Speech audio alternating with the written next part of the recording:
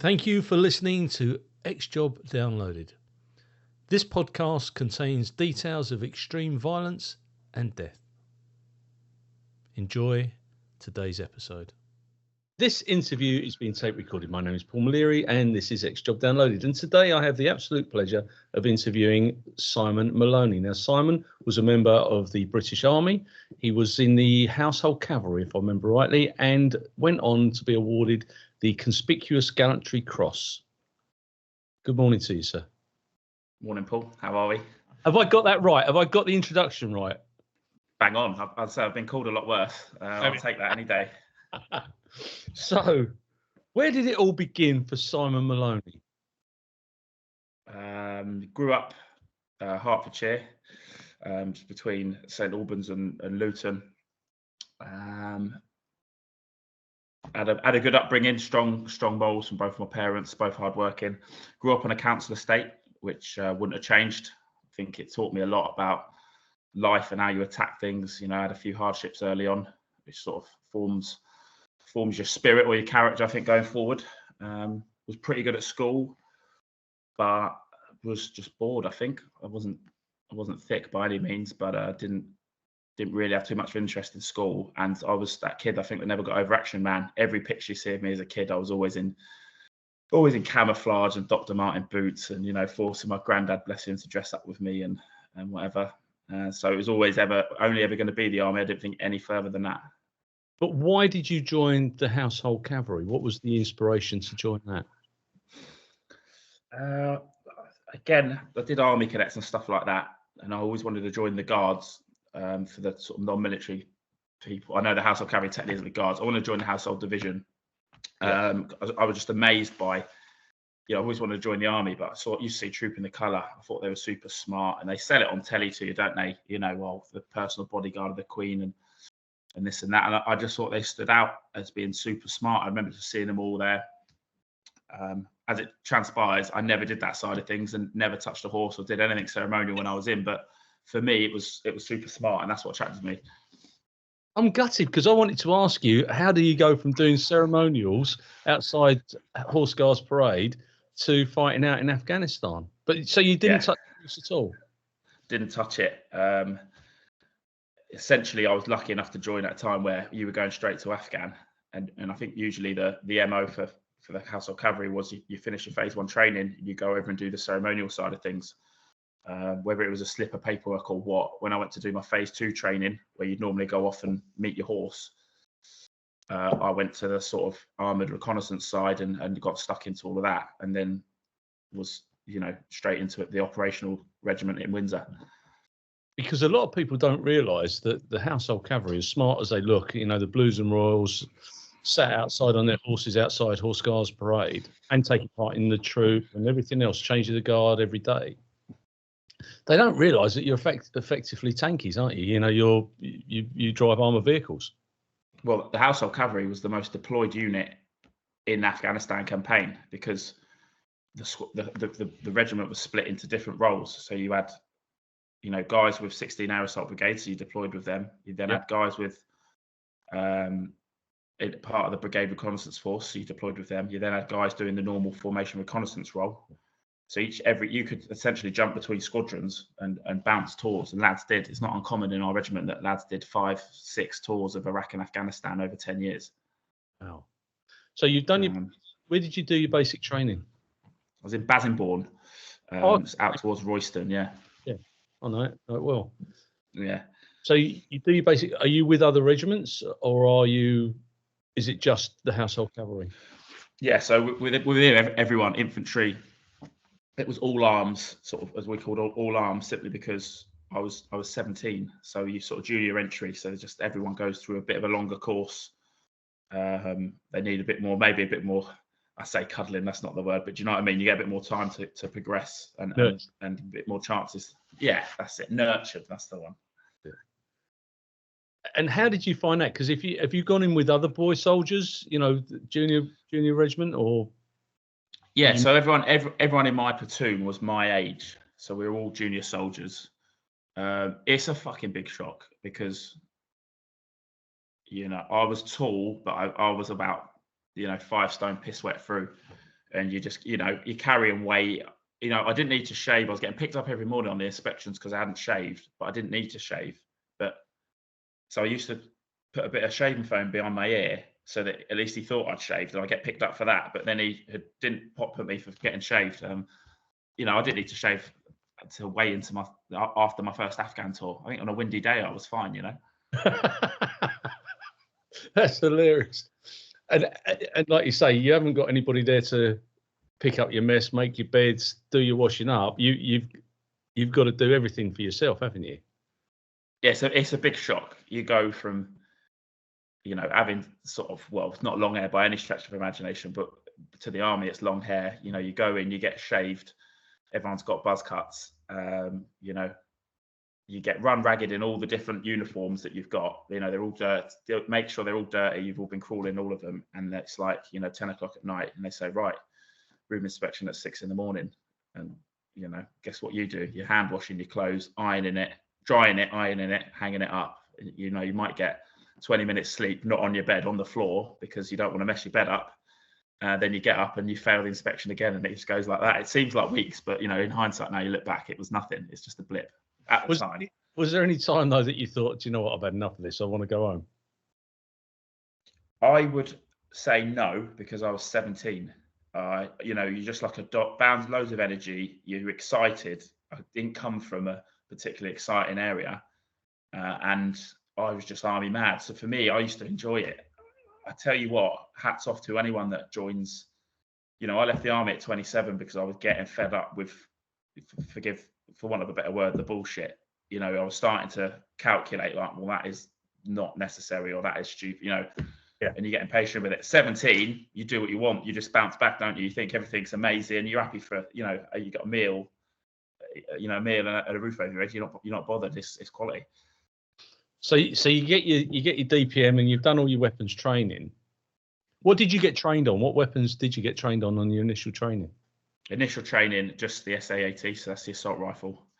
And then when you go on to phase 2 training, so everyone, is together. I'm with infantry, chefs, reconnaissance, tankies, everyone together.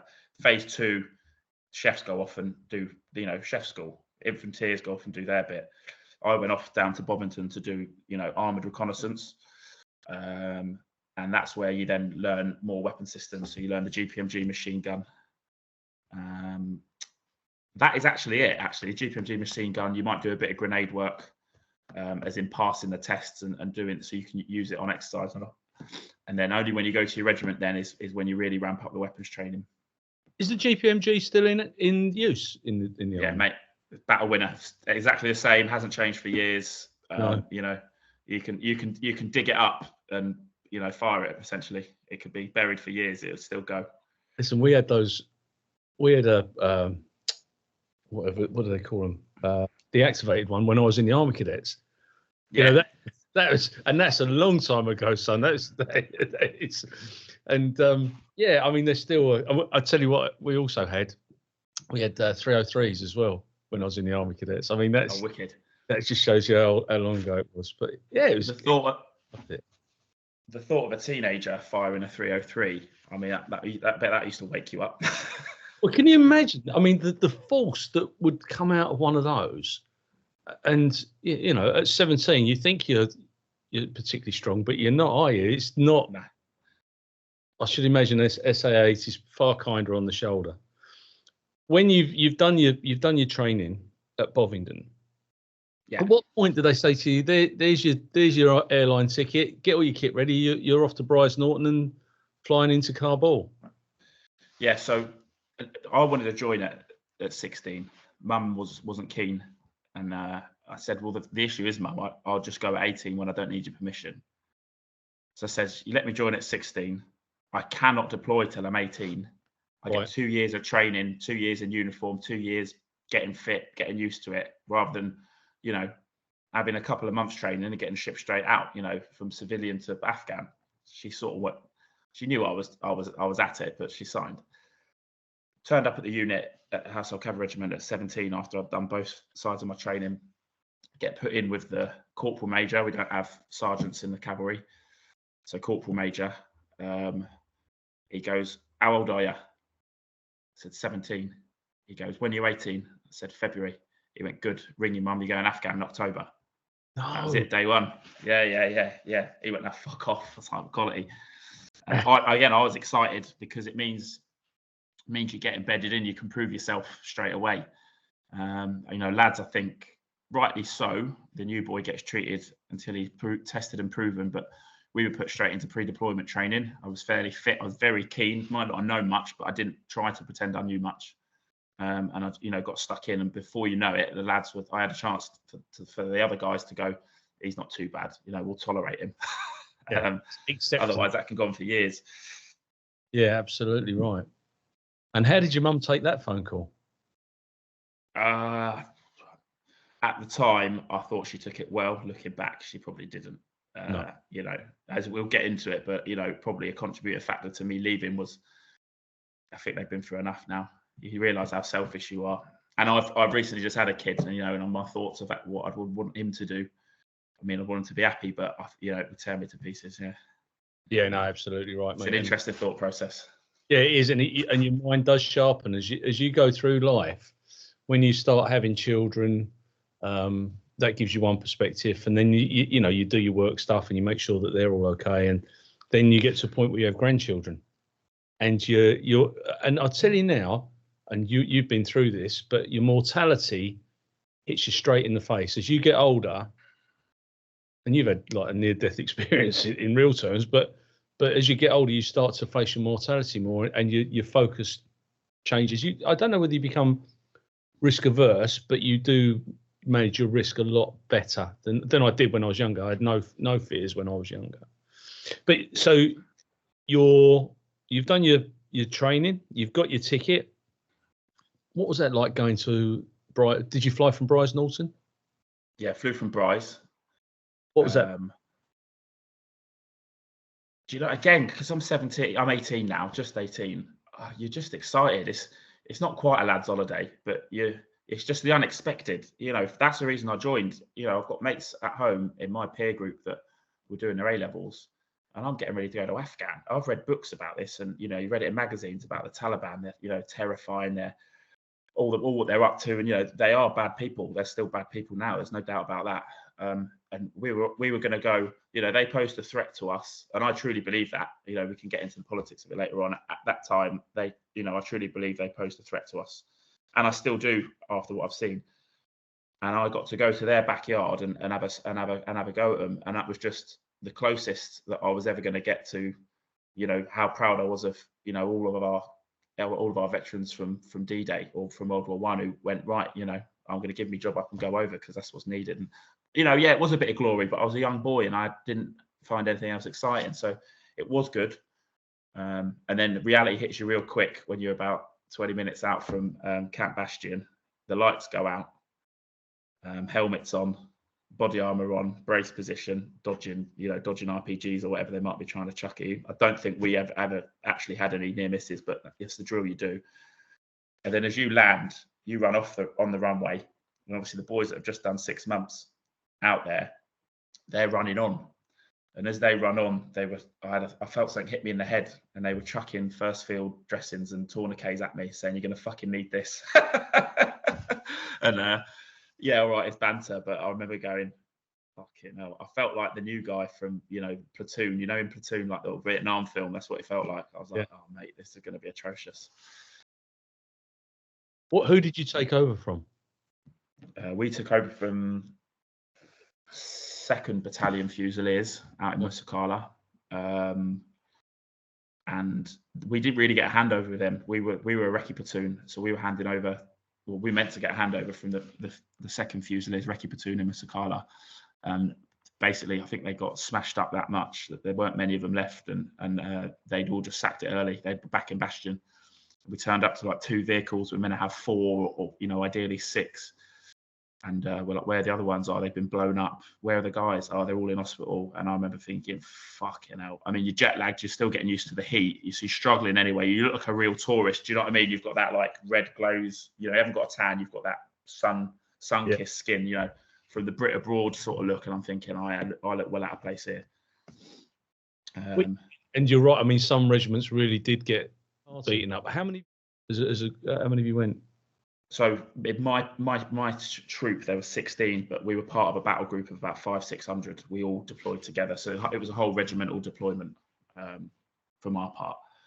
But you're the reconnaissance, and you seek and find the enemy. Basically, that's your role. That was the idea. Yeah, you had recce by stealth, which you can't really do in Afghan. You can, but you can't really. Terrain does. The terrain and it's very porous. You can't.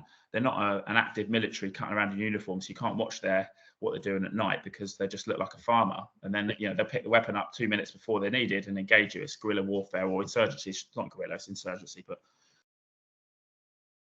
the other way is recce by force, which is, we have the FLET, the forward line of enemy troops, drive or patrol towards that forward line.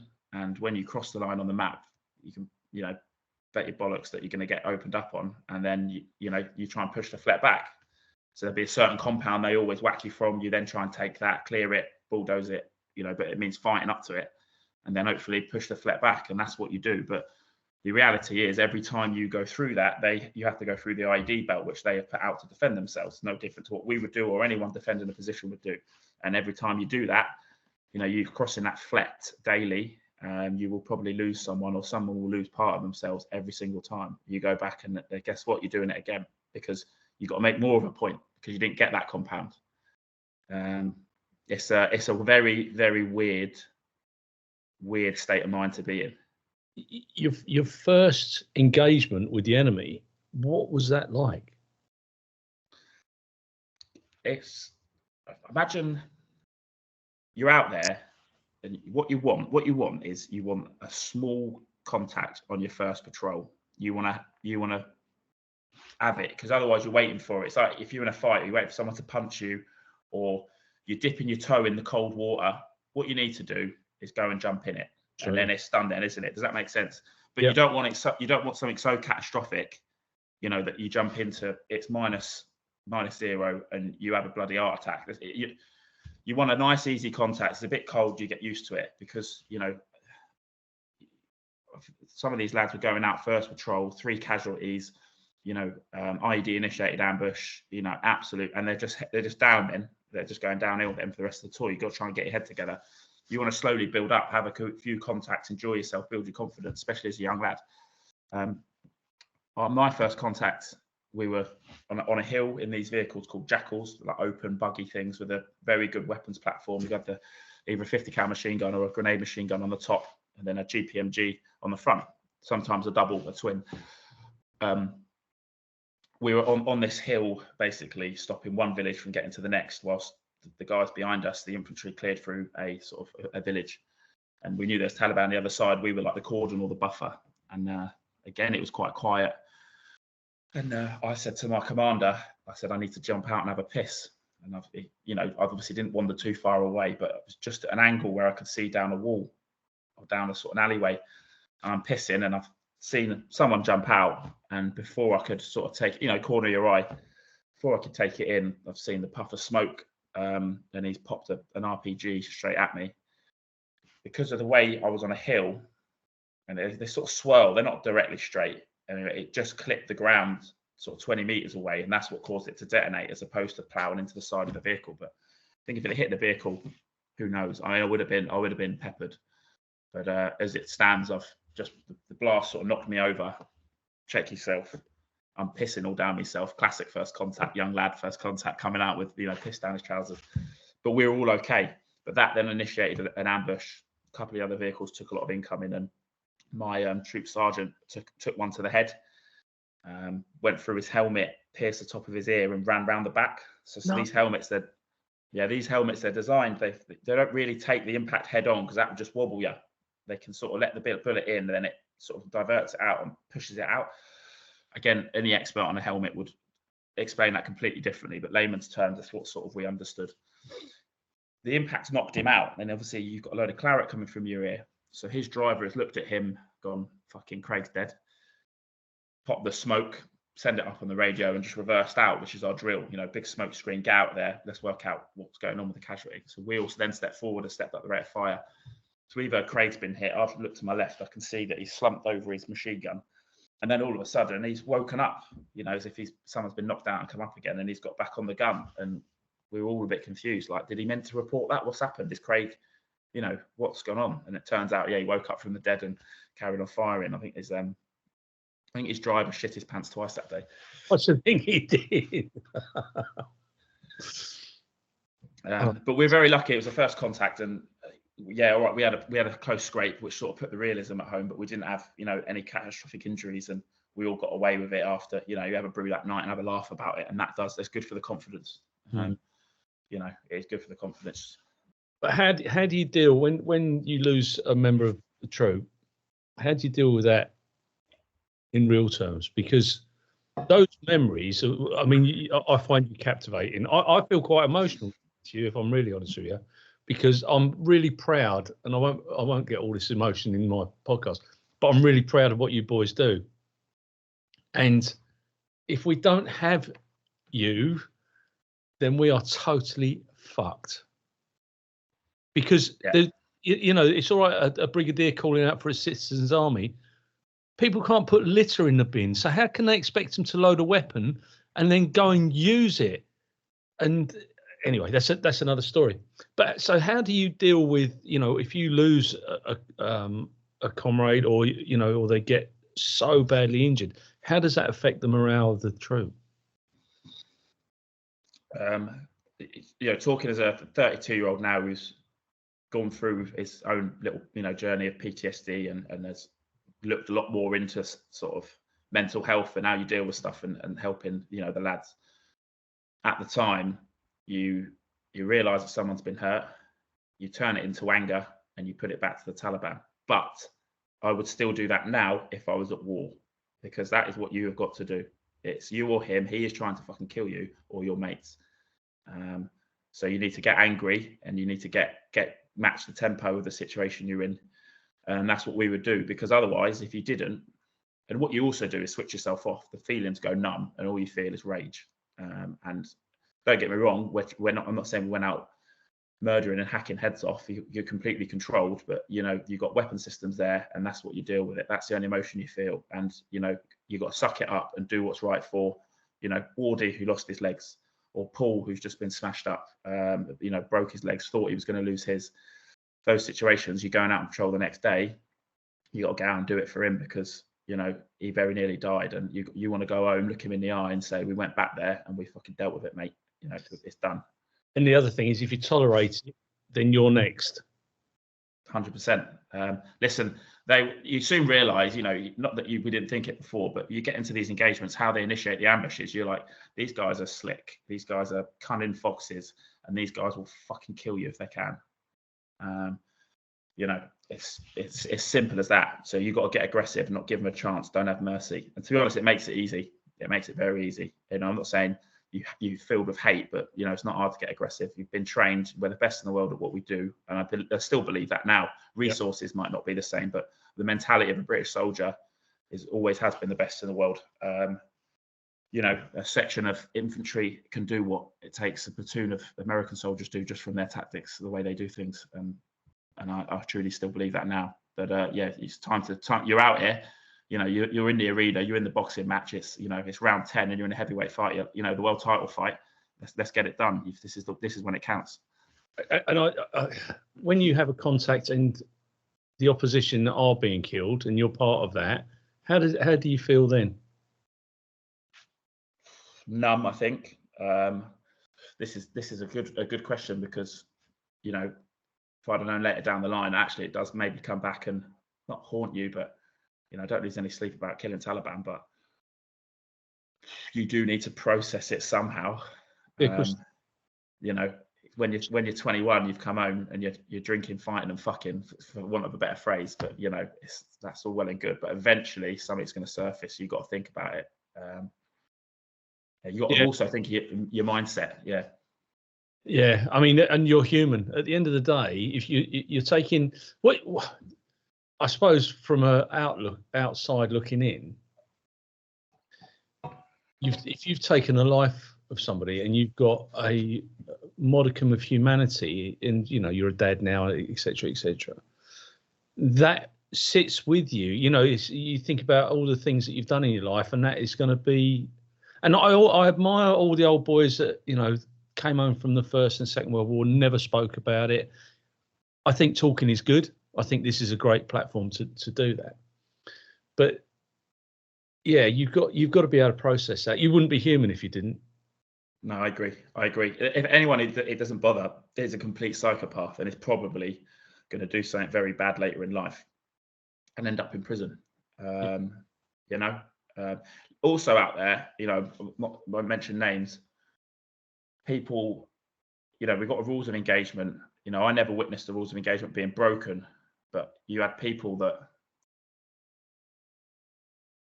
I've engaged the enemy because you think I really fucking had to there. Even if he looked, young and innocent, and especially as a sniper, you get a bit more of a look at him.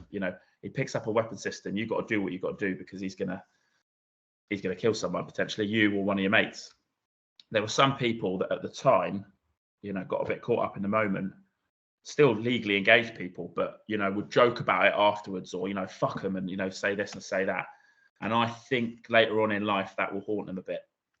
I sort of was always in a mindset of I didn't want to do it. There were some people I did. The situations I knew, we built up a picture on them. I knew they were bad people. Didn't bother me at all. I probably smiled as we pulled the trigger. But some of them, you never went back bragging, smoking and like you're in a Vietnam film. And I think some of the lads that did, it was maybe a big front. And I think when the wheels fell off, they fell off big time when it settles down back home, because you're not always going to be a soldier on operations in Afghanistan, like I said, and anyone that becomes a father or, comes home and you're not always going to be that person. That's an important transition, very, very delicate transition. Yeah. And it builds the bravado, sometimes camouflages their insecurities.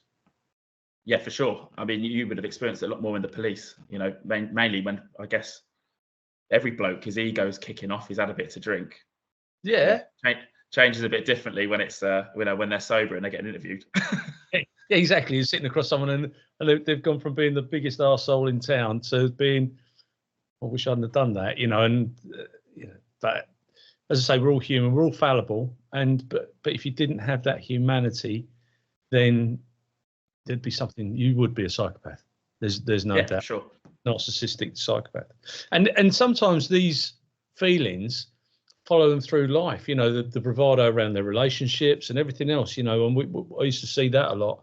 Certainly, people coming back from overseas, they found it difficult in relationships when they got home. And I worked in Essex, so it was a very certainly in Colchester, very heavily based around the military.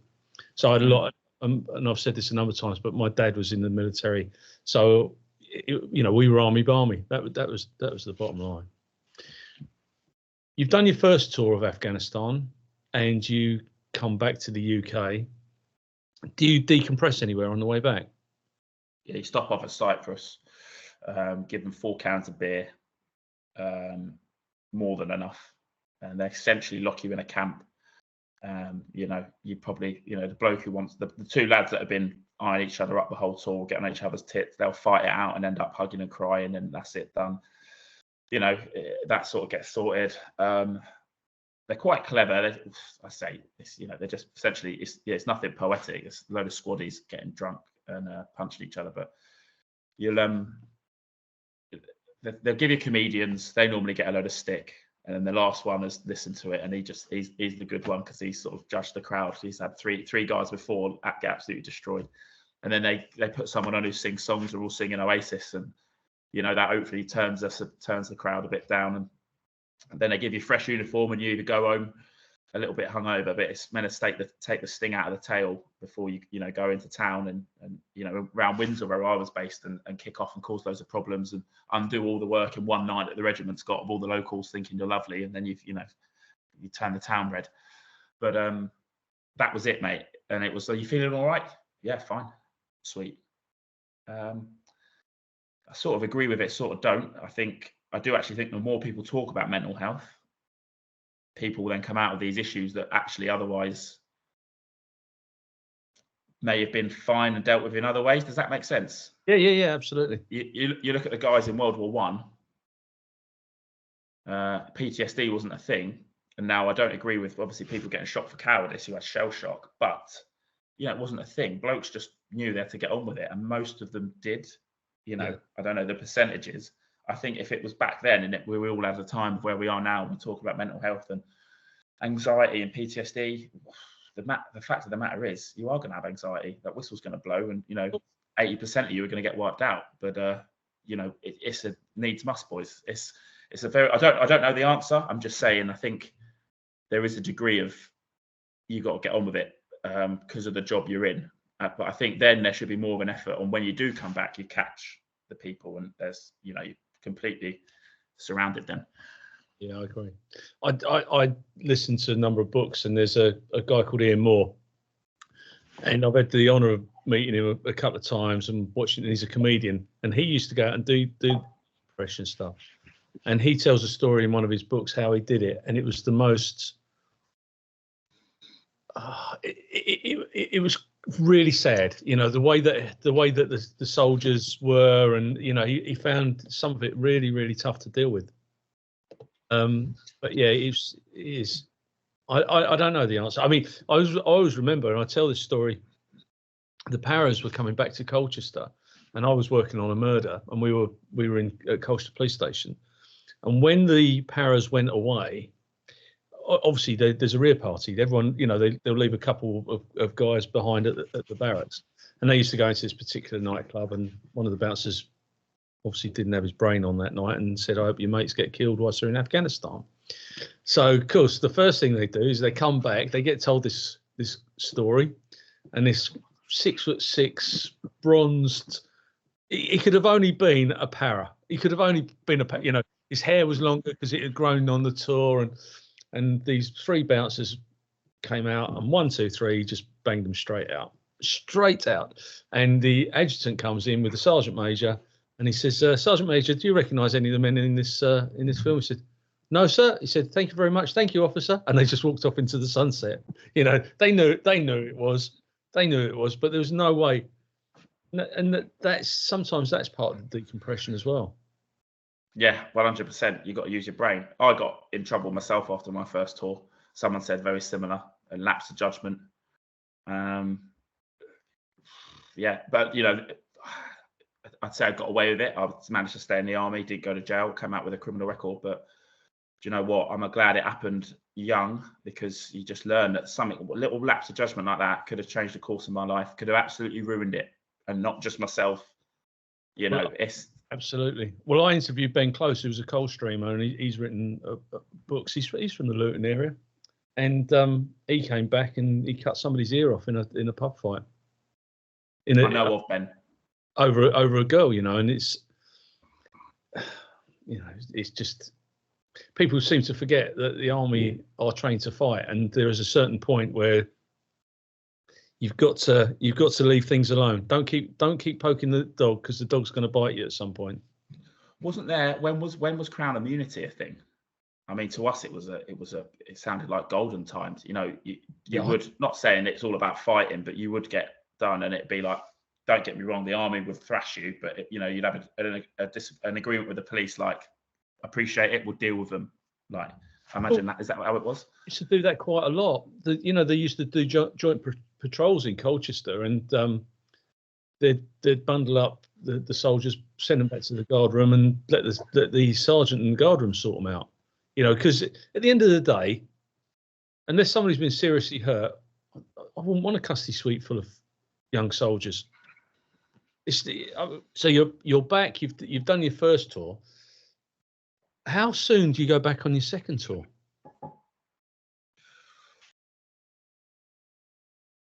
By the time I was out there, would have been about 2.5 years, which seems like a long time. But you'd have to do your sniper's course. I went on sniper selection. Basically, I come back. I thought I want to be a sniper. I always wanted to be a sniper, but when I see that first tour, we took 30% casualties. So 1 in 3 of my troop were either, maimed, lost limbs, life-changing injuries. and to be honest, I didn't do much. I don't think I hit anyone. All I did was dodge IEDs, hit IEDs, extract casualties, and I thought, I'm not having this. I really felt like I'd taken a beating, and I was bitter, and I wasn't too proud of it. And that's how it was. But I thought, next time I go out there, I'm going to be having an effect on these guys, on the Taliban. So went on sniper selection, did my sniper course. That takes a while. You then got to sort of train up, become half decent. Then you go back into pre-deployment training. But my second tour was part of something called the Brigade Reconnaissance Force. So you've got to do a mini selection to get on that. And then your training is slightly different, slightly higher tempo. Not saying any better than anyone else, but the job we had was specialised. Doesn't mean, the lads that didn't do that were better soldiers, but we did have a more specialist role, which meant we were at the business end a bit more, especially as a sniper. It was going to be a good tour. Were you given recognised targets as a sniper? Would they say to you, in this village we are looking for this particular person, or how would that work? Yeah, so you'd always have a little intelligence on people, who were the local commanders were, what they looked like. If there's a particularly punchy character that was coming in. The only time you maybe wouldn't is if it was foreign fighters. So you got your foreign fighters coming in from Pakistan. These are the real guys that have trained hard to kill you, as opposed to what we call the $10 Taliban. So $10 Taliban is everyone in Afghan, especially Helmand Province, has an AK. The average wage is $2 a day. And Taliban say, here's $10 a day, pick that AK up and fight. And then you'll get your local leaders that then orchestrate, you're going left, you're going right on the radios. Obviously, the guys moving across, we weren't special forces, so we didn't have the intelligence picture or resources maybe that they would have got, but we just know they were foreign fighters, whether it be Chechen, whether it be Pakistani, whoever it might be. Then you don't have much information on them. Do you know what I mean? They come from another country, but they're fucking good and they're causing problems, and that's why we'd go in. But you would obviously sometimes get a target pack. You knew it was special, or it was going to be punchy when some dude with an American accent would drop into your brief and then add a little bit on at the end, and you can use your imagination just to maybe who they were. Yeah, and they give you a bit of information, and you could be like, right, okay, Roger, that's probably a sign we're going to get into a big scrap here. Yeah. And how far out as a sniper would you pitch out? I mean, how far out do they go? Because if you watch the films, they'll be a kilometre away and they've got a sight the size of the Hubble. Yeah. My longest kill was 1,825 meters. Wow. I made that shot because it was perfect conditions. I was high up, and if I'm honest, the bloke I hit was shooting at my best mate. Otherwise, I would never even attempted it. But they were in a real tricky situation that it just dictated. I thought I'll have a look. I could see someone, and I thought, fuck it, I'll have a go. And I missed with the first round, but at that distance, it's like it landed at his feet. And at that distance, it's just like someone's thrown a stone at your feet, as opposed to a high velocity round, because it's lost so much energy. So he sort of looked, and I thought, this is my chance now. He's not scarpered or hit the deck. So I put another 3 in the air, and 2 of them hit him. So, I say like I made this world-class shot. I essentially chucked 3 bullets at him and won it. But yeah, I'll take the credit. 1,200. 825. So 1,825. Yeah. I mean, after that, I nowhere near that. You're looking at 600 meters would be probably ideal. Right. 600, 900, 1,200 is really good. You also wouldn't achieve that distance out in the UK. It's because the biometric pressure and the temperature there means the round gets a little bit better. You get a bit further out of the round, yeah. And what weapons do you use for that? So, Accuracy International, which is a British company, and it's just a .338 sniper rifle. So 0.338 of an inch, or 8.59 millimeters is the diameter of the round. Big hole. You're not getting that lump. Yeah. That is. Yeah, it's not ideal on your sniper's course. You'd be better off with the 7.62 or the 308, because stalking with that's a lot better. The 338 is a bit heavier, but the reason the 338 come in is for them long distance kills out in Afghan that was sometimes needed. 7.62 just didn't get near it. Anything over 1,200 meters, you're better off with a mortar tube trying to, fire it up like that. Like like a mortar tube. So that's why we had that, and it was good. But like I said, really, when you're cutting around on the battlefield, sometimes it was a bit too cumbersome, and I would have rather the 7.62 all day. Did you have to spend time out in the field, or were you this is another classic Hollywood thing. You know, someone will spend a few days out in the field, and they'll dig themselves in, and they'll piss in bags and all that sort of stuff. Yeah. In Afghanistan, first tour, we'd sometimes do 2-3 days, 3 weeks out if you're living off the vehicles. Because we're the Brigade Reconnaissance Force, we were living in Camp Bastion. So you had Wi-Fi, better food, showers, proper gym, laundry. We would launch via helicopter, so it's called a HAF, Helicopter Assault Force. You'd land behind the IED belt, which I spoke about, on my first tour. Yeah. You'd bound into his back garden, and you'd take that compound, that'd be your footing, and then you'd launch forward. So you're sort of risk adverse. You're always fighting, but you kept catching him on the back foot. He doesn't see you a mile off. You land in the night in his back garden and take him by surprise. So in that respect, on our second tour, we were only out for sometimes 8 hours. And I think my record from being in a firefight to having an ice cream in my hand was 45 minutes. That's probably my proudest accolade. No, you've got better accolades than that, mate. I'd say that now. What was the camaraderie like out there? Oh, spot on. You're very lucky as a human to experience that level of a bond. You've got friends that it takes 20 years to build that bond, and probably some sort of trauma and tragedy where someone's had to step up and be there for you, and you go, fucking hell, I can trust him or I can trust her. I had that with about 50 blokes before I was 25. I mean, how lucky am I when you think about it like that? I've got blokes now I could ring up, and you've experienced it, and it scratches a big itch. I can sit back, not say sit back, but I've fucking lived already. I've got blokes that I've proven myself to, they've proven themselves to, and if you can take that on the chin and acknowledge that, you soon become that bloke that doesn't have anything to prove. You still see someone that's like, you see a bloke, he's a lovely bloke, but he's in his 40s, and he's whatever he's doing, you think that's not healthy. You've still got something you need to do, an itch to scratch. Yeah.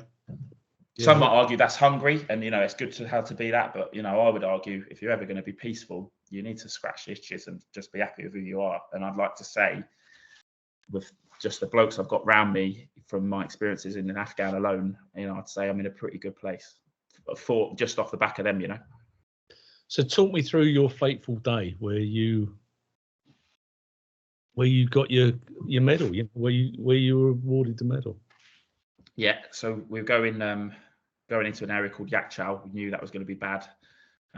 Essentially, we'd heard the Afghan police had cleared it, and we were just going to go and check it out. We knew the Afghan police hadn't cleared it because they hadn't sustained any casualties, and it was, it would have taken us, weeks of deliberate fighting to clear that area. We landed in the dark as normal, went towards a compound that was our target compound, and I'd looked on the map and said that I wanted to set up on this particular roof because I had a commanding view of the area. It was high, it was on the edge as well. I felt it was easily defendable, and my goal was to get up there, set the sniper rifle up, and as the boys then projected forward, I could fire over their heads, and engage any targets that might be giving them problems. That's how it had worked all tour. It wasn't new. It's what we were doing. That's what my role was. They knew the crack. We worked well together. Set up. You imagine I'm an outer cordon. So imagine we're in a big circle. I'm on the outside looking in, and the enemy's in the center of that circle. And we set up, and as the sun come up, we're getting a bit of sporadic fire. It was, we thought this is on it. This is on it. It's going to be I'll say it, a good day. We enjoyed fighting. It's going to be a good day. We knew what we were doing. We're well drilled. You want a bit of a fight, A boxer doesn't want to steamroll everyone. He wants to have a good go, doesn't he?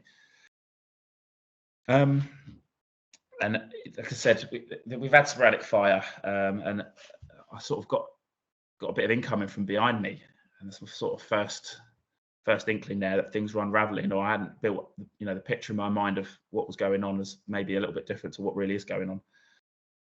Turn around, and I've seen what we call a dicker. So a dicker is he's Taliban. He's not got his weapon on display. He's got a radio.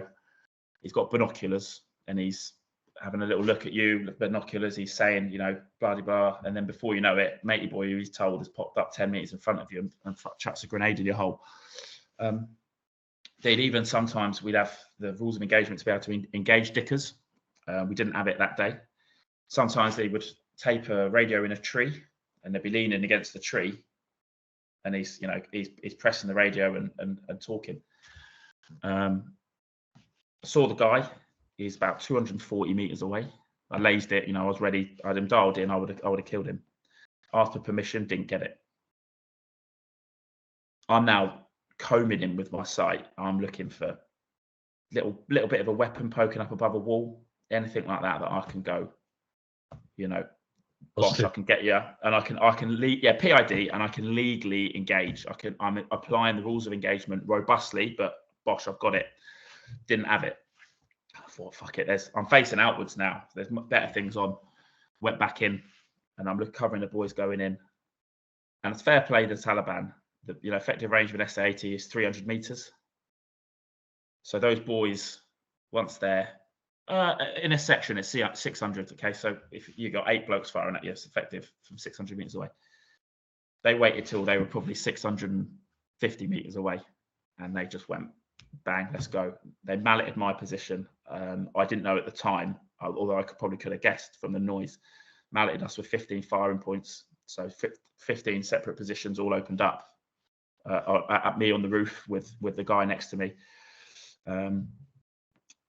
Tried to deal with it, tried to get a foothold, working out what the fuck's going on. You know, in that position, really, you need a couple of machine guns and sniper rifles redundant. I can maybe hit the odd guy, but what you want when you get ambushed is an initial rate of fire that's going to get the enemy's head down. And he goes, fuck. That gives you 2 seconds to work out what's going on, pull your pants up and get into a bit of cover or start to move rather than being fixed. And I said that never happened. I've turned one way to engage where I could see, you know, muzzle flashes and whatnot. And the guy, I know it was the guy that I initially asked to engage before, was fired a round. It's gone in front of my mate's face and ripped straight into my throat. So it hit me just behind the Adam's apple, went through, come out the other side. I felt it. Feels like I've not been struck by lightning, but it probably feels like that.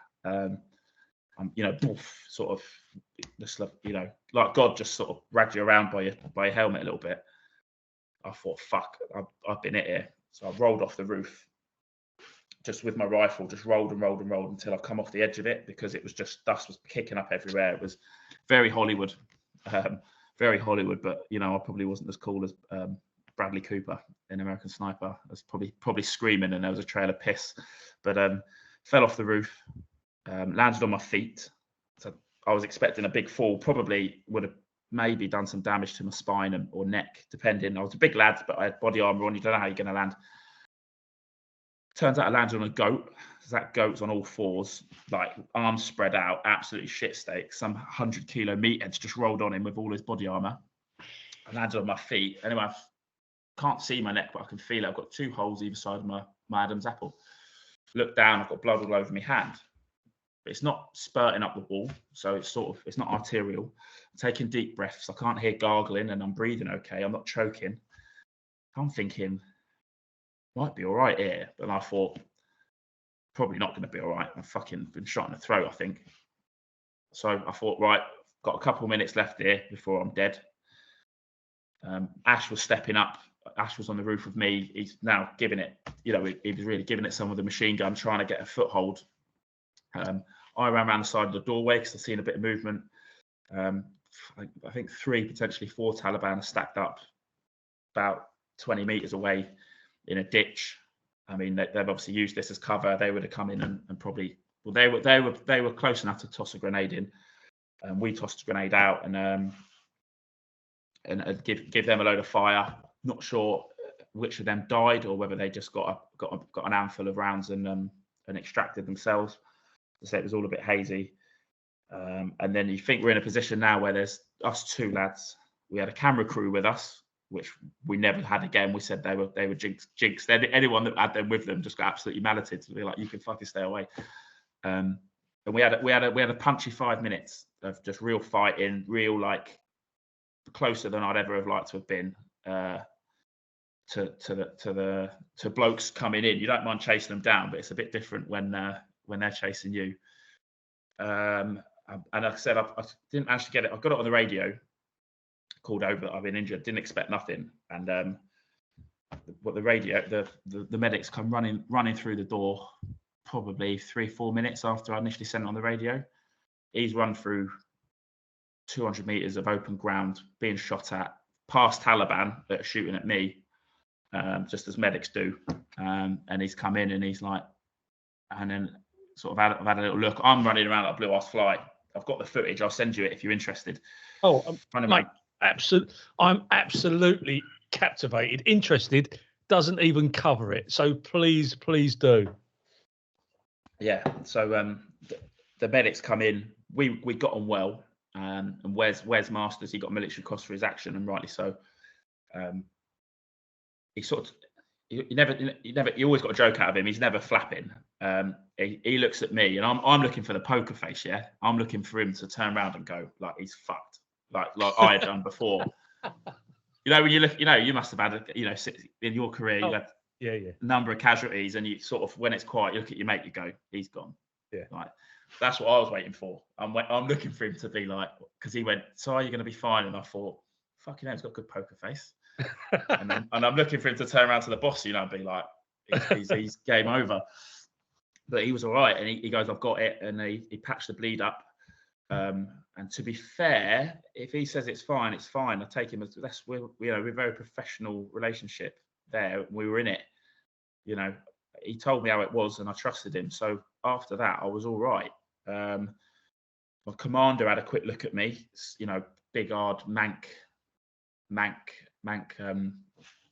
bloke, my section commander, and he straight away was like, right, let's fucking get these guys. So we've got people up on the roofs, and because the section had then come back by this point in with the medic, so we had 13, 14 of us rather than 2.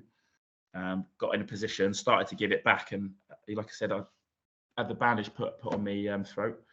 And I've said to my commander, I know where he is. I need to get him. So he goes, right. So he actually jumped up. He goes, have you definitely got him? I says, yeah, I know where he is. And he hadn't moved. It was exactly the same place, same bloke as I said before. So I was expecting him to put down a big rate of fire, and he didn't. Well, he did, but he also walked up and down the roof in clear sight. Yeah, to try and draw the guy out. He goes, you definitely got him. He got mentioned in the dispatches for this, as well as a bollocking. It was sort of like, bit of a shit sandwich, really. He walked up and down. Matey boys popped up thinking he can get, number 2 of the day. And, I drilled him. Got him, got very angry, put another round into him. And then someone else has gone, popped out from behind him and put a burst. And I took a second round to the helmet. So I'm sort of got a middle parting down my helmet. I've jumped out of the doorway, and on the footage I'll send you can see the dust ping off my helmet. At the time I wasn't sure, I knew it was fucking close. And then when I've watched the footage back, I've gone, Jesus, and looked at the helmet. But after that, I thought, wound me neck in. But we had a good day after that, mate. Like I said, the 5 minutes of panic, and this is what I said to you earlier about the bombs, right? I was really in the shit. I was in the hands of I'm not religious, but the hands of fate. It was nothing I could do. And the boys are like, don't worry about that. We've got you. They were ready to extract me. They were ready to fight for me. They were ready to, what a human gets to experience that. It's absolutely fantastic. So we carried on fighting for 90 minutes. And then eventually it was the Americans. This is the 4th of July. The Americans come in Independence Day and save a Brit. I mean, I'd rather walk back the amount of shit they give me. No, they were spot on. They were spot on. They didn't. They we had a bit of banter, but again, they didn't know me at all. They didn't know me at all. They've landed. They've landed to come off and get me, and I've sprinted past them because they think I'm on a stretcher. And they said, "Where's the casualty?" I said, "He's on that helicopter." I was like, "Fucking get me out of here!" We were getting absolutely destroyed. They ran back and they were like, I said, "What were you doing?" And they said, "Well, we were just going to land and fight with you. We didn't know if you were going to survive." I was thinking, you don't know me. This is what we do, man. And I was like, that is cool. Yeah, fantastic. What year was that? 2013. Yeah, 2013. Lifetime ago now. Mate, I'm sitting here in tears.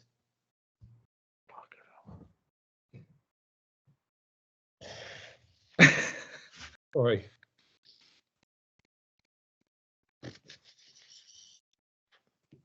Right, back in the room. So you've been evacuated back to fucking hell. You've been evacuated back to Bastion. Correct. How long were you recuperating from this, mate?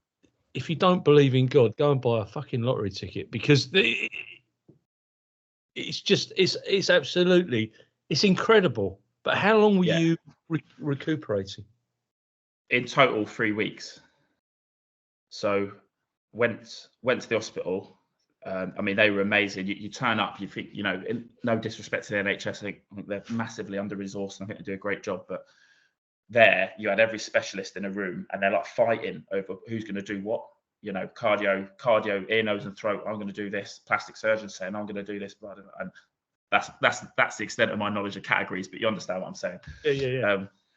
And within an hour, I'm in surgery. I've had a full scan with the old ink in, and to work out exactly what's happened. And they actually said before the surgery, the surgeon couldn't have made that incision that Bullet made with a scalpel on an operating table without killing me. He said the only way I think it's happened is the kinetic energy. Imagine if you punch a punch bag or a bag of water, it ripples out, and that's sent sort of main arteries one way, windpipe the other, and somehow the bullet's gone through soft tissue. It also helped that it was a tracer round, so it's cauterized on the way through, stemmed a lot of the bleeding. So they operated on me that day. I flew back to England a couple of days later, and then had, I think, 2.5, 3 weeks at home, and the stitches were out. Once the stitches were out, I was clear to come home. I had a few psychiatric evaluations, but the best thing I could have done is get back out there. If I'd have gone home and stayed there, I think my mental health would have gone one way, and that's down. I got to go out, be back with the lads, back on the horse. I was there for other lads getting injured. I didn't feel disassociated or, none of that. I was back in with the guys doing what I did, and I could finish the tour, which was, super important to me. I think I was very lucky. How were your parents about, you being injured? Yeah, so I got injured. Next to Kim was my mum. Mum gets they go, you need to ring your mum. I said, it's about 4:30 in the morning back in the UK. They said, you either ring her now, when you go under the knife, she's going to get a knock at the door. I said, we'll ring her now. So she rings the doctor rings her. She's howling on the phone. She's, yeah, it's Colonel Surgeon so she's howling already. She goes, no, he's fine. Because of the nature of the operation we were on, I couldn't tell her exactly what happened. And you still got blokes on the ground and stuff like that. Just said, listen, I'm avert my neck. I'll be home in a couple of days. She goes, oh, blah, blah, blah. And they're waiting to take me down to surgery. I said, listen, Mum, I'm fucking talking to you. I'm going to be fine. When I eventually got back to Selly Oak Hospital in Birmingham, Mum and Dad waiting for me. First thing, I'm walking, I'm fine. First thing she does, give me a big slap. Don't you ever talk to me like that again. But oh my God. We come back. She goes, oh, at least you're home now. I says, I ain't. I said, I'm going back out. And I think that was a tough one to swallow, as much as she understood it. And this is why, the selflessness you've got to have to be a parent is second to none, isn't it? Anyone that's a mother or father is an absolute saint, because you've just got to put yourself aside. Simple as that. That your kid, she knew I wanted to do stuff. I had to do it, and she, it's not about me. It's about what he wants as much as whether it's the right thing or the bad, right or wrong thing. You've got to sometimes let people make their own mistakes to learn, haven't you? Oh, not that was a mistake, but you know what I mean.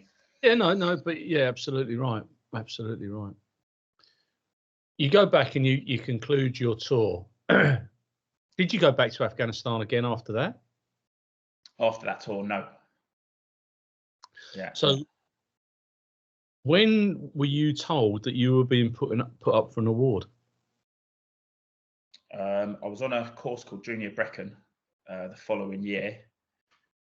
Come back in October. This would have been maybe March. The honours and awards list has come out. I'm in this course in Brecon to get promoted to corporal. 16 weeks. Shit.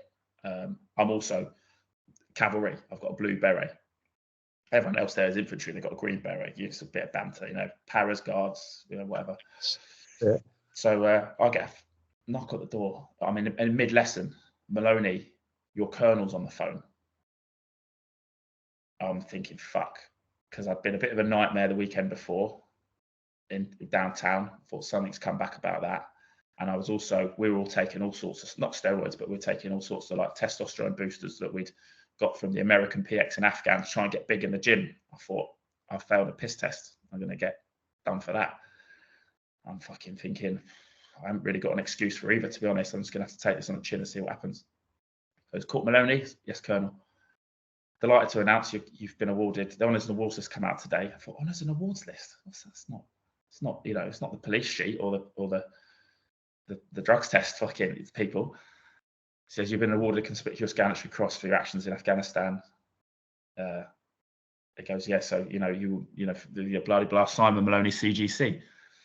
Got off the phone and the OC, the major at Brecon, I think he'd had a chat with him before. He knew the crack. Just looked and he knew what I was going to say. He went straight on his computer and Googled Conspicuous Gallantry Cross because I didn't have a fucking clue what it was. And then you're like, oh, it's the second highest. Second highest, son.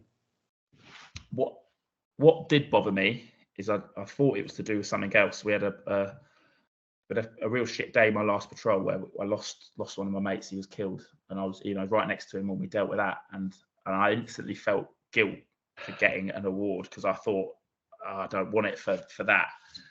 Then you decide to get your citation sort of that week, and I went, oh, it was for that. I'm not saying I did two worthy medal-winning actions. I just mean naturally your mind, I was still a bit torn up about that, or still am. But then it was to do with that, and I was like, right, and I had a bit of an awkward conversation. Not awkward. I rung Jay's dad and just said, listen, mate, I've been given an award. I don't feel very good about it. And he put me at ease, bless him. And he was spot on. But then after that, you then start to, everything I put my mum through, you go, mum, getting an award, you're coming to Windsor Castle, you're going to meet the Queen. And for that reason, I will, never say that medal was a bad thing. It was absolutely brilliant. I'm proud of you, mate. I'll tell you. I appreciate that. I think that these awards are not given lightly. I went to the Ashcroft Gallery in the Imperial War Museum last week, and the award that you got was initiated in 1993, wasn't it? And it was. Yeah. So it's quite a modern award, but it is one down from the VC. It can be given posthumously, and thank God that we're here to discuss it today. And we all know, that your friend that died in battle, people that have you, but you've won that for all of them. You haven't just won it for you; it's for all your actions, and it's for everyone, isn't it? I mean, it's absolutely unbelievable.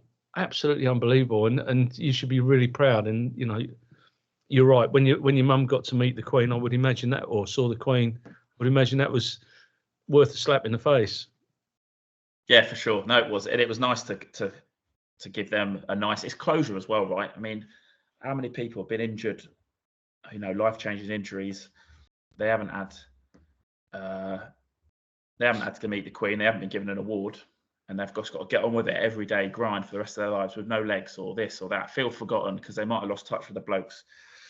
So again, there was a bit of guilt there, but for the family, we had a nice day of a bit of glory at the end that hopefully puts it to bed for my mum and dad. And my little brother who went through it, who was 15 and, gets a phone call at school, your brother's been shot in the throat and that's all he got, So it was nice, mate. And it's where, I'm very aware of how lucky I am to have a day like that because a lot of lads don't. They're just. But you're a great ambassador. Back to the grind. You're a great ambassador for one, the British Army, and two, for the award. No, I appreciate that. Thank you. And as I say, I'm really proud of all of you. But for you to win that, Jesus, that's unbelievable. And but like I say, you've got to buy a lottery ticket every night because to get shot twice in a day, incredible. And if you don't want to talk about it, I'm not offended. But your friend getting killed on the last day I mean, that must have been absolutely horrendous, knowing that you were leaving the following day. You know, we hear of all these tales. The last person that got killed in the First World War was 11 minutes from the 11th, you know, and all these types of things. But how did that day unfold? The Household Cavalry have got this thing, you know, Herrick 11. Sorry, the previous Afghan tour, we lost someone on the last patrol.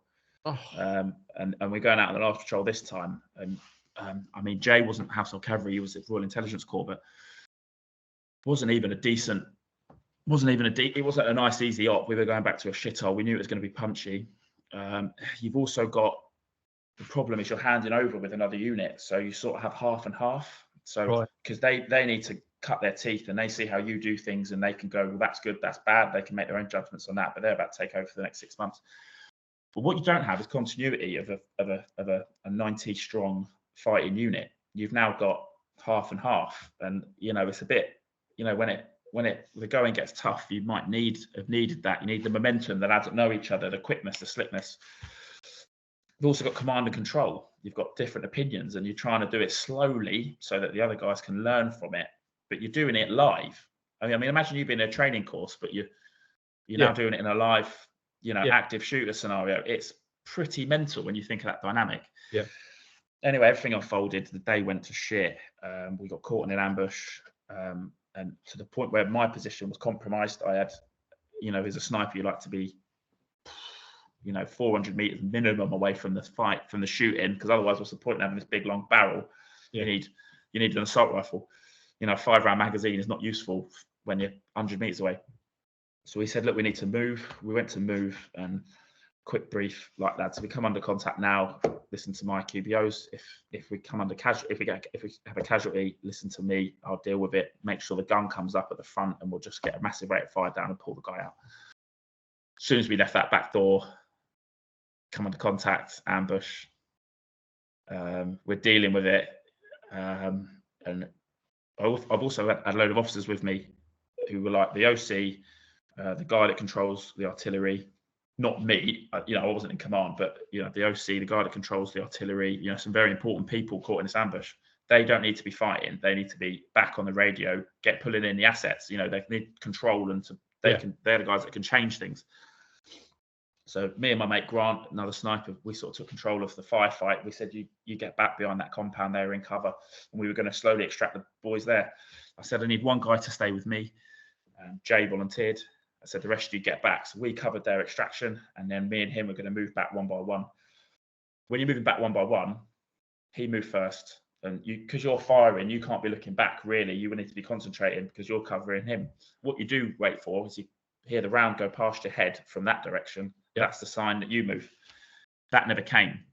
Turned around, Jay was face down. He'd been shot in the face, dead before he hit the ground. But we're now in the middle of an ambush, and you've got to deal with it. I wasn't strong enough to drag his body on my own. Just you're in a muddy field.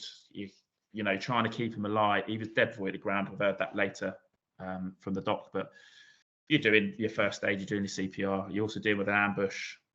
You're mid-extraction, so people are fucking getting out, not running away, but they're moving backwards. You now have to call them forwards because they don't know what's going on. Radios weren't working. It was just one of them situations. Real shit day. But, it is part of the parcel. Jay was super brave to the end. He went out like a true warrior. And I can say this now, years down the line, I can talk about it like this. It wasn't always the case. I'm very, very close to the family, and he was a real warrior, real hero. But I would have liked, like I said, when I got shot, I had 3 months to go back, and even the score, I went back to Yakshau. We'd done a job on that place, and I felt, for my own ego, we'd gone back there and done a business. And you went back off that op, probably the ropiest I'd ever been.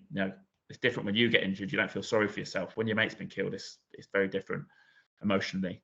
And they're like, weapon off you, you're going home. And I honestly would have stayed out there for another 6 months just to have gone through the cycle and felt a bit better about it. But instead, they just ripped you out of the situation, and they've ripped that band-aid off. You've just left it very raw. Yeah. And going back into the real world, then you're very venomous, very bitter, very angry, and you've got nowhere to outlet it, you know. And this is when it could have gone dangerous with either drink, fighting, fucking drugs, whatever it would have been. It was a bit of a sticky situation. It was fucking horrible, to be honest, just simply because of the timing. That's no one's fault, but very venomous, very venomous. And I get it, mate. I do get it. So you're back in the UK. How long did you serve before you signed off after that? I left, so that was 2013. I got back end of 2013. I left the army in the end of 2017. Did a couple of things, all sniper related. So I taught at the sniper school, did my sniper instructors first, or sniper commanders as it's called.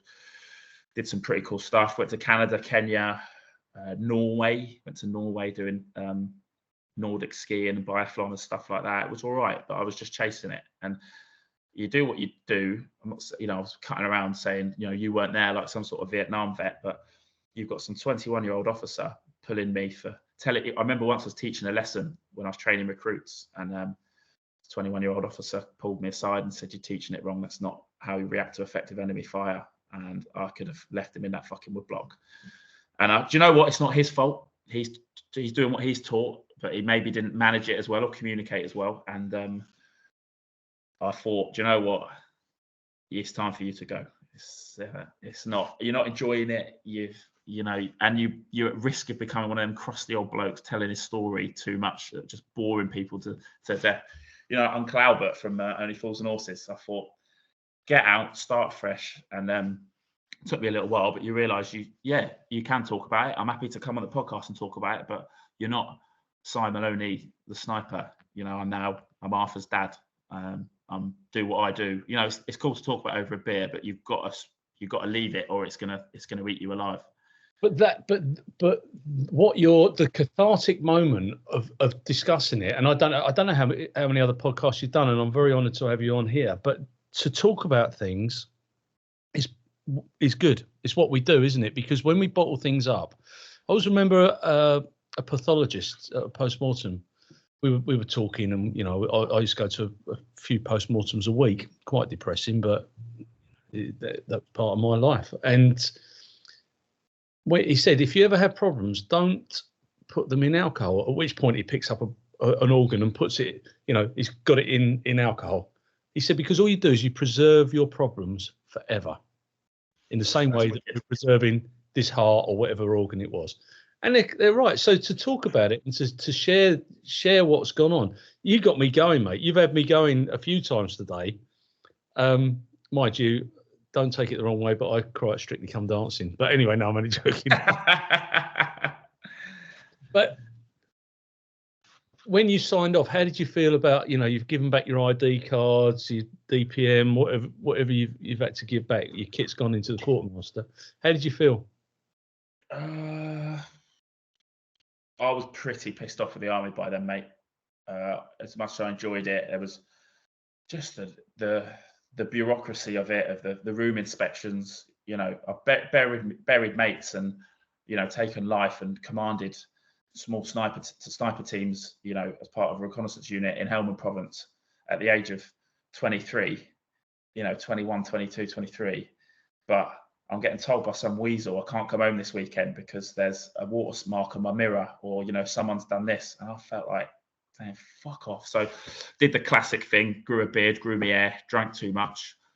I did still train, but not as much. And, you know, late nights, partying, doing what you want, dabbling in things that you couldn't do when you was in the army. And funnily enough, you come straight back to full circle. But I think you've got to do it, of getting my hair cut, shaving, and I'm a bit, you know, but keeping myself in check, looking after yourself, having the discipline, having the morning routine, and doing all these things that you actually thought I was never going to do this again because I've left. And yeah, you soon come crawling back.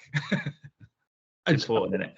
And what does life look like for you now? Because I mean, you do charity stuff. You know, PTSD is a massive talking point. What do you do now? I run a small business. Man United are playing, or you know, football team. We subcontract to a broadcast company, drive their trucks in, We run all the cables from the trucks to the cameras to the microphones, you know, pitch side interviews, all that sort of thing. They put it on air. You know, all the engineers come in and the boffins and the directors. And then once that's done, we rip it out, put it back on the truck, drive it to the next venue.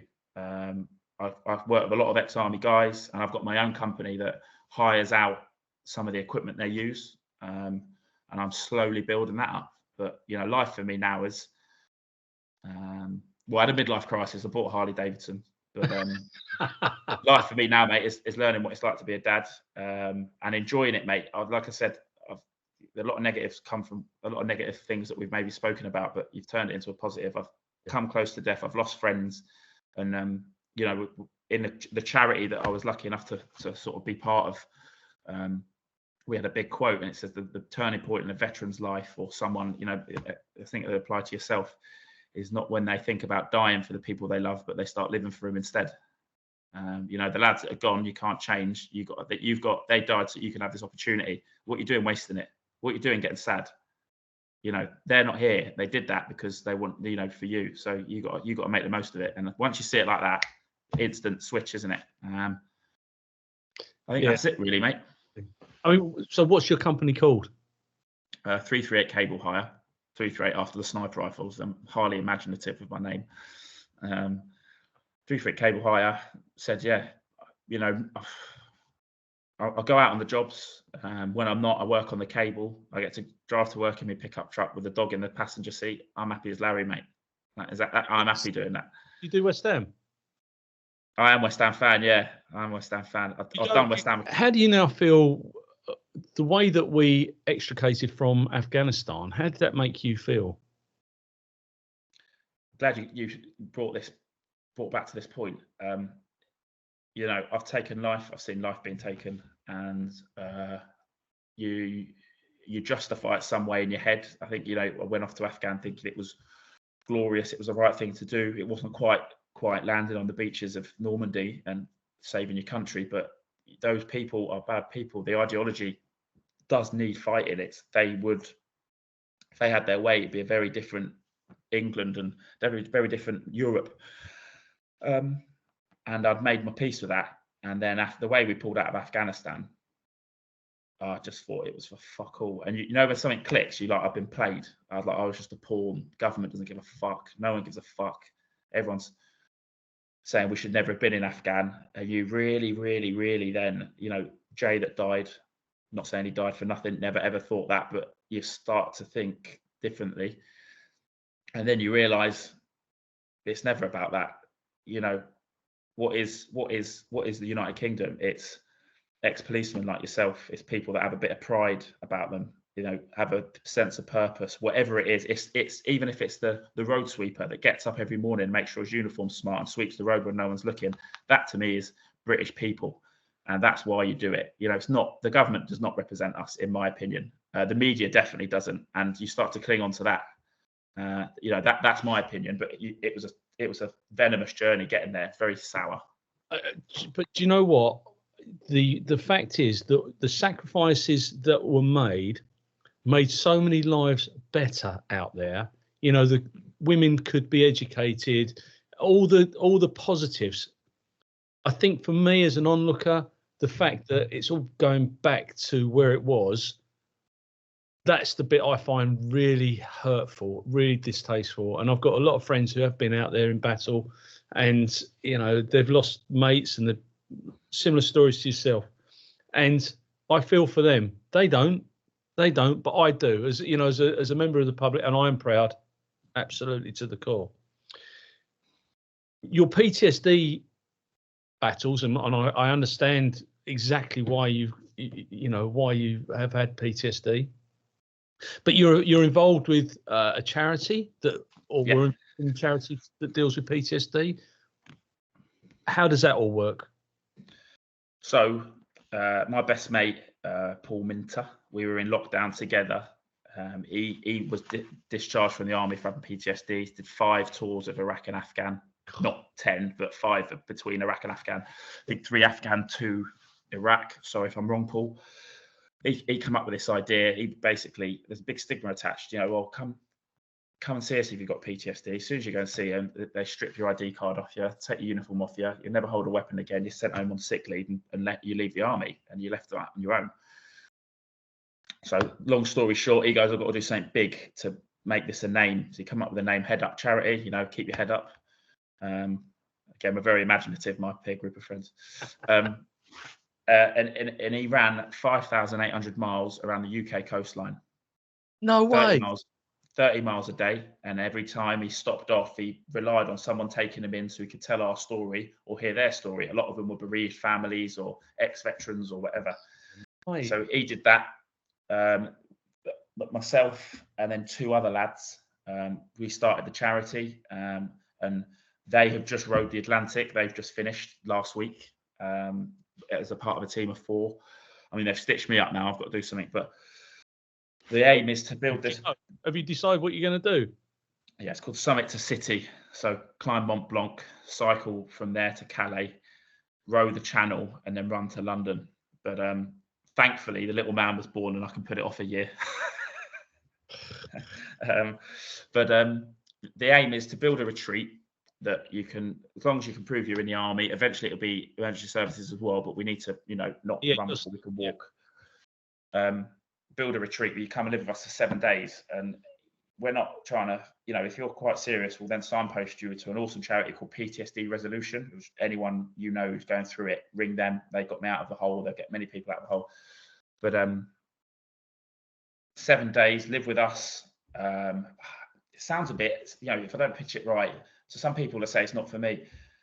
Sleep, how to get a decent night's sleep. So power down routine at night, cold water therapy, journaling, positive mindset methods, breathing techniques, sorting your meal, your diet out, food that's going to make you anxious, food that's going to help that, meditation. And you're only dipping your toe into each of these. You're not going to come out, a complete hippie, with your tie-dyed trousers on, but you are going to pick up a few things that you go, I need that to help me sleep better at night, little hints and tips, and then we all start breeding it, and it's just ways to live better that mean you don't have to take time out from work, and it can save your career. If you learn that in the army or the police force, you guys go back on the beat every day, you can learn a couple of these techniques that help you manage through the trudges through the hard times. Then it's game on. It's prevention rather than cure. And if you are at a point where you need a bit more, then we'll signpost you to a charity that can help. But we want to teach prevention rather than cure, better ways of living, so you don't get that. Definitely with the techniques we teach and the things we learn about, and cold water therapy and doing bits and bobs that I can integrate into my normal life would have been a different road for myself with regards to trauma and how I went through. Yeah, mate, I'm absolutely aghast. You've got so much motivation. I think it's absolutely commendable. And if any of those lovely people would spend an hour or so talking to me, I would absolutely love it. We've got 90 countries that listen to us. And if we can get a bit of a mindset going here, it'd be absolutely brilliant. So if there's anyone you can introduce me to, I'll be very grateful. I mean, Paul Minter, the lad who ran around the UK, 100%. He's the driving force, and he's fully employed by Head Up. He'd be the man to talk to. We'll get you in touch, mate. Perfect. Thank you very much. But before we go any further, sir, I'd like to thank you for having me laughing and crying in equal measure in this.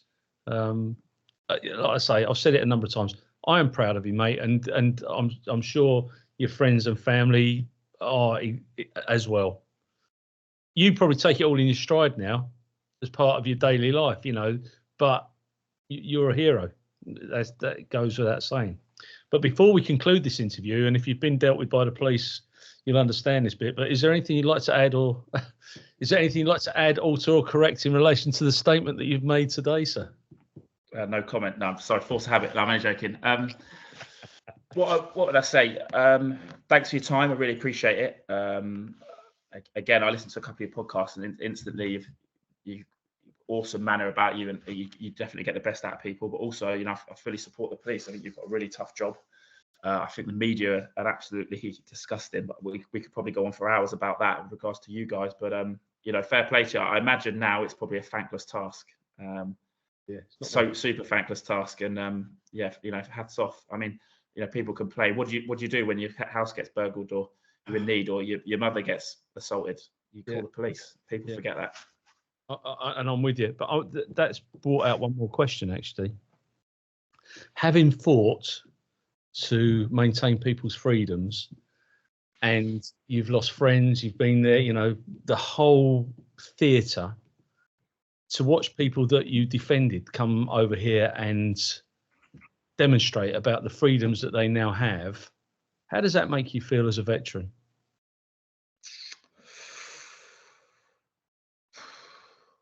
A really Chad answer now.